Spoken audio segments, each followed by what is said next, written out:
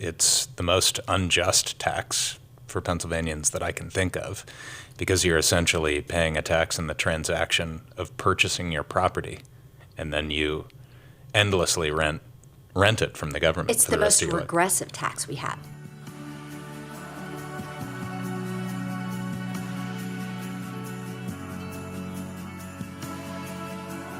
Welcome to the Straight to the Point podcast. I'm Representative Joe Diorsi, and I am in studio today with Senator Don Keefer of the 31st Senate District. We actually overlap quite a deal in York County, and this is not your first time on Straight to the Point. It is I think not. you were my inaugural cast. So, property taxes.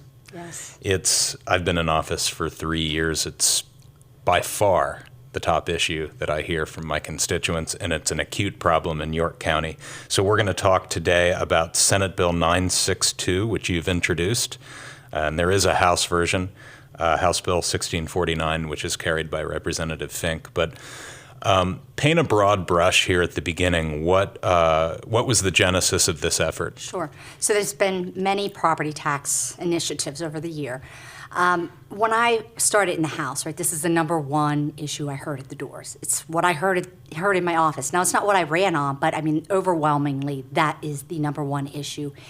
It was in my House district, and it continues in the Senate. When I was in the House, I came in with Frank Ryan at that time, and Frank's an accountant. And this was his issue. This is what he came in for. So he had worked with different players over the years prior to getting into the General Assembly and while he was here. And actually, Frank was the main architect of this bill, and he initiated drafted all the language. He introduced it. He took a beating initially, and when he left, he asked, "Would I pick it up? Was I interested in it?" And I was. I said, with the caveat that we make some corrections and we fine-tune some things. So we've taken the time to do that. Representative Fink has the sister bill in the House. They're identical bills, and it is trying to figure out how do we eliminate the school property tax. That's the one you get in the fall, the big one, and then how do you replace those revenues? Because it's a tax shift. You still have those expenses that you're going to have to cover. Mm-hmm. And I thought, with some of the revisions that we did, that this was the most palatable and actually realistic plan that could do that. So I was a little bit naive. I'm a co-sponsor of Rep. Fink's bill. I think it's the most unjust tax for Pennsylvanians that I can think of, because you're essentially paying a tax in the transaction of purchasing your property, and then you endlessly rent it from the government. It's the most regressive tax we have, because it's not based upon anybody's ability to pay. It's based upon some assessor's opinion of what they believe your property to be worth. So you take somebody like my grandmother, who bought her house back in the early 50s, $6,500, and when she passed, it was over $200,000 is what she was paying property taxes on. And so we had to fix that. We have to, and just cutting into it or adjusting it, and the different initiatives we've had, it gave us some short-term relief for maybe a year, and then the taxes would rise, or the millage rate would rise, whatever it was, and we were back to where we started, and we've gotten no legitimate relief. Yeah, there's been exemptions that we've tackled since I've been in the House for veterans, for seniors, the tax rent rebate program. They're all fine, but when we're trying to attract young families to our state, look, when we give exemptions for veterans and seniors, that adds more, For working families. To the bill for working families. So this is a comprehensive plan. Let's talk about challenges. I was naive when I first came in to the House, thinking that this is a home run issue. This has to be the same in every district across the state. But in York and other areas like the Philadelphia suburbs, the Northeast, but elsewhere, it's not really the same. So Right. Can you talk about the challenges? Yes. This is not a partisan issue. It is a geographical issue, and that is because we do not fund our schools uniformly in the Commonwealth. So we have something called hold harmless. That means a school district may never get less than they got the year before. So as you have towns that are losing populations because they lost businesses, they continue to get the same amount of money. So think when the steel industry was booming, right, they got a lot of money, and those all went away, and those school districts continue to get the same amount of money. And then that's less to give the areas that we live in, Cumberland That are and York, growing. that are seeing growth, right? They're getting minimal amounts. Now, we have all the new funding that goes through education, just new appropriated dollars will go through a funding formula, but all that other all of those legacy dollars go through that old antiquated formula. I have a colleague who has a graduating class of 47 students, right? And that school district continues to get the same. So that's first and foremost. So if you go to someplace, say Bedford, your property tax, I think on average they're $800. My district is $3,800, right? It's a lot different. And then I was in Southern York. We did a town hall this past weekend, and when I said $3,800, they all laughed. Yeah. Like $3,800. We're in Dallas School District. We wish that was our property tax. So there's a huge difference. And just to give you an example, on average, South Central Pennsylvania schools, this is average, not all of them, about 30%. That's all they get from the state. So the taxpayers pick up that other 70%.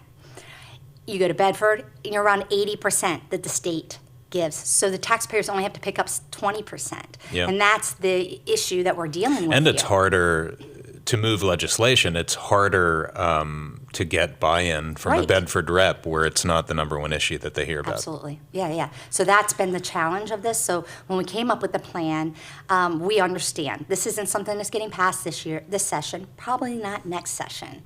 But we got to get out there and educate the public so they can understand it and they can actually see how it would impact them, get a chance to answer all or get all their questions answered, so that we can try to move something forward. Because at the end of the day, Pennsylvania's broken.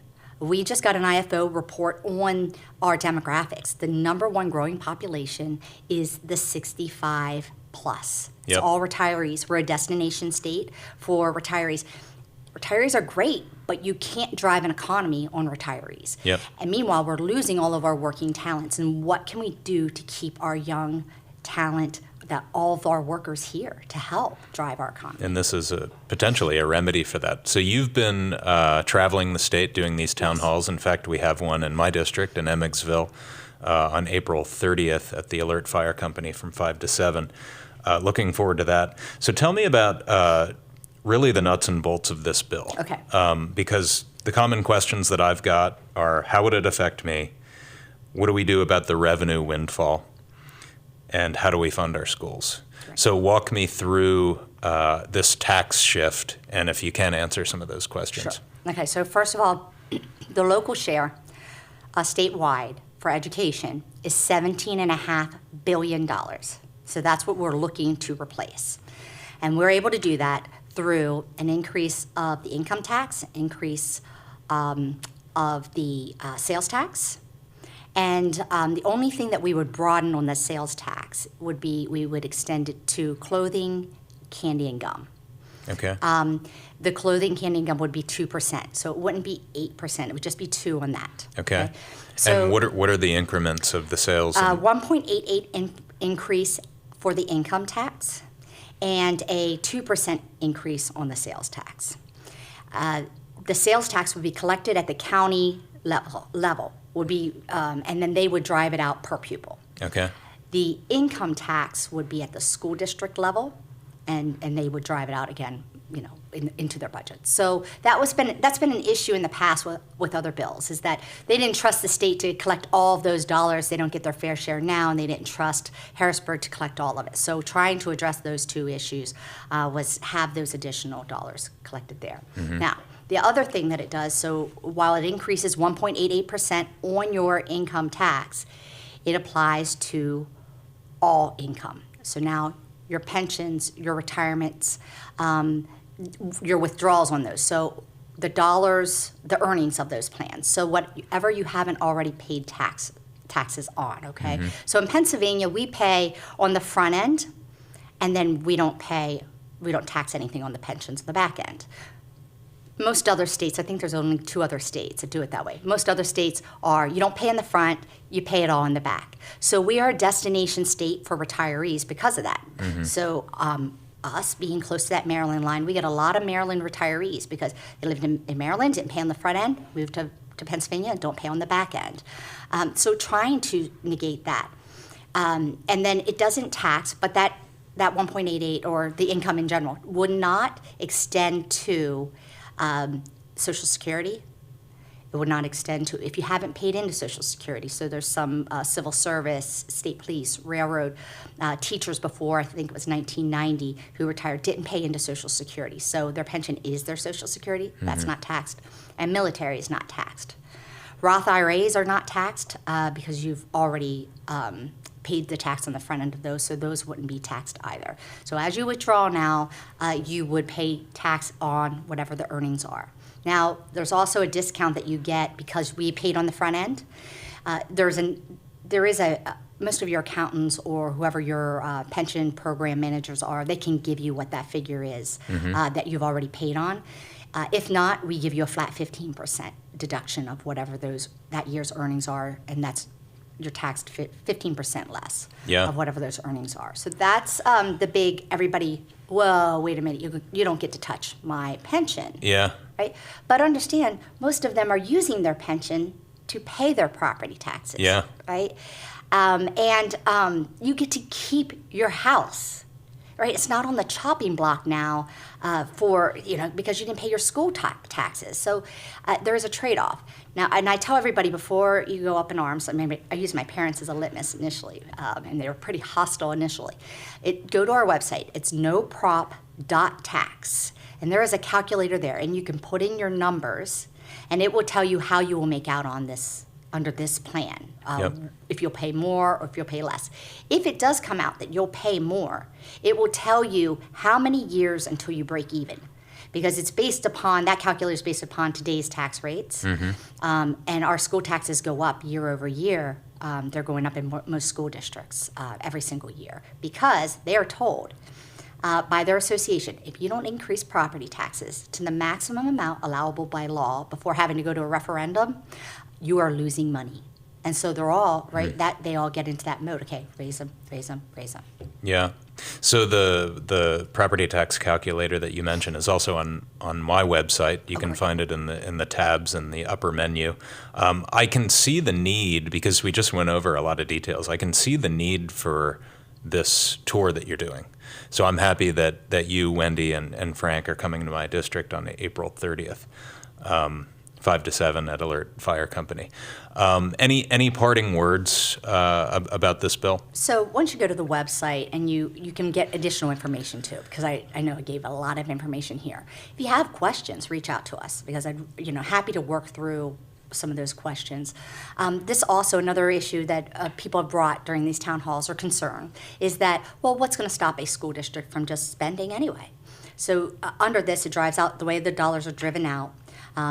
There's a lot more intricacies in it. It's over 300 pages long to try to get at everything. But the school district, basically, you have a budget, that's it. You don't stay within that budget. You get turned over to basically a fiscal planner to help you resolve it. If that can't be resolved, the school district gets dissolved into surrounding school districts. Okay. Right? So it helps to put pressure on there of, hey, this is spend within your means. You don't have anymore. Yep. So this is going to help us get at that spending issue. It's not the silver bullet, but this is going to help reel in that, because understand, Pennsylvania, we've lost 150,000 students over the last 25 years. And in that same time, we hired over 30,000 additional school employees, with over 60% of them being administrators. Yeah. Something's got to give there too, and this helps to put the pressure on that to get to right size that. Yeah, very interesting plan. I support it, co-sponsor of Wendy's bill, and we look forward to having you in Emmetsville on April 30th. Yeah. I was going to say, anybody who has questions, I encourage you to come out to that, because we will have a lot of information. Yeah, we'll be there, and we'll take your questions.